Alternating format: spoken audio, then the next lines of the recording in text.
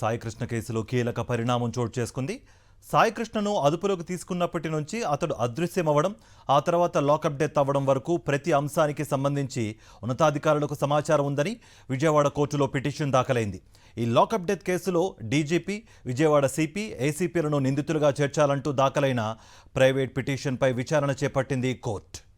తెలుగు రాష్ట్రాలలో సంచలనంగా మారిన సాయికృష్ణ లాకప్ డెత్ కేసులో సంచలన పరిణామం చోటు చేసుకుంది. AP DGP Harish Kumar Gupta, Vijayawada police commissioner Rajasekhar Babu, assistant కమిషనర్గా ఉన్న మానసను ఈ కేసులో నిందితులుగా చేర్చాలి అంటూ రెండో అదనపు జ్యుడిషియల్ ఫస్ట్ క్లాస్ మెజిస్ట్రేట్ కోర్టులో పిటిషన్ దాఖలైంది.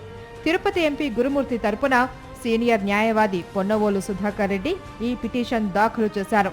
డీజీపీ హరీష్ కుమార్ గుప్తాను A1గా, రాజశేఖర్ బాబును A2గా, ఏసీపీ మానసాను A3గా చేర్చాలి అంటూ పిటిషన్లో పేర్కొన్నారు. దీనికి సంబంధించి కోర్టులో తన వాదనలు వినిపించారు పొన్నవోలు సుధాకర్ రెడ్డి. ఈ క్రైమ్లో మీ యొక్క సహకారంతో, మీ యొక్క దీంతో ఇంత పెద్ద అఫెన్స్ నాగరాజ్ చేయగలిచాడు. మీరు సకాలంలో యాక్ట్ అయ్యి ఉంటే 6వ తేదీ పట్టుకొచ్చినాడు, 7వ తేదీ మీకు డిఎస్ఆర్ పోయి ఉంది కదా, మీకు వచ్చింది కదా, 7వ తేదీ స్టిల్ డిటెన్షన్లో ఉండాలంటే మీరు అప్పుడు యాక్ట్ చేయాలి కదా. ఎప్పుడు దాకా చేయలేదు. జూన్ 15 కూడా మాకు తెలియదు, మేము అరెస్ట్ చేయలేదని చెప్పినటువంటి వైన వీళ్ళు ఇద్దరు. కాబట్టి ఈ హత్య కేసులో co conspirators Harish Kumar Gupta, Rajasekhar Babu and ACP Manasa. సాయికృష్ణను అదుపులోకి తీసుకున్నప్పటి నుంచి అతన్ని అదృశ్యం చేసేంత వరకు ప్రతి సమాచారం ఉన్నతాధికారులకు ముందుగానే తెలుసు అని వాదించారు Ponnavolu. Vijayawada commissionerate task force బృందమే మే 6న మార్కాపురంలో సాయికృష్ణను అదుపులోకి తీసుకుందని, కాబట్టి కమిషనర్కు ఖచ్చితంగా అరెస్టు విషయం తెలుసు అని వాదించారు.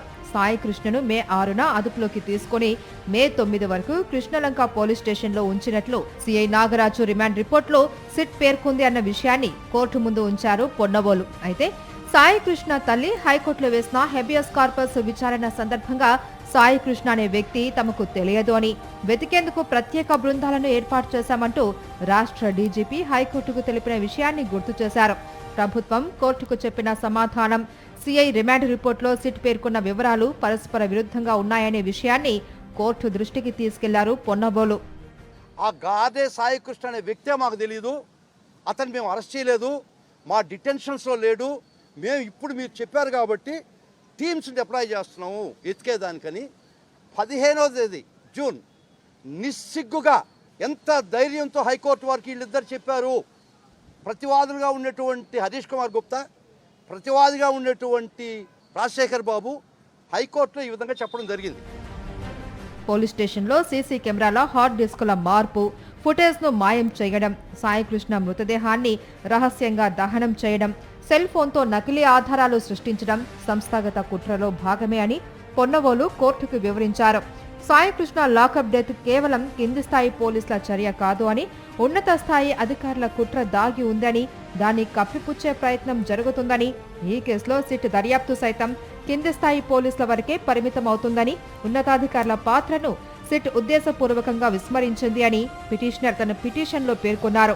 అందుకే సాయికృష్ణ లాకప్ డెత్ కేసును సిబిఐ ద్వారా లేదా జ్యుడిషియల్ విచారణ ద్వారా దర్యాప్తు చేయాలి అని పొన్నవోలు కోర్టును కోరారు. మరిన్ని అప్డేట్స్ కోసం ఛానల్ ను సబ్స్క్రైబ్ చేయండి. నోటిఫికేషన్స్ కోసం బెల్ ఐకాన్ పై క్లిక్ చేయండి.